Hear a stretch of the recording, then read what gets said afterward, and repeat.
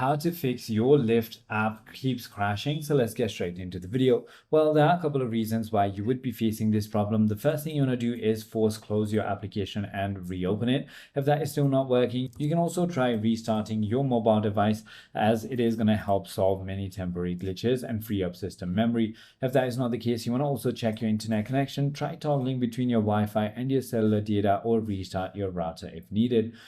Sometimes what happens is that your application might have a pending update on your Google Play Store or App Store, depending on the device you're using, and may cause this problem. Simply update it on time. If it's still not working, you want to try freeing up the storage space of your device, or even check your date and time settings and set it to automatically. If none of it works, you want to try uninstalling and reinstalling the application, or contact help.lyft.com.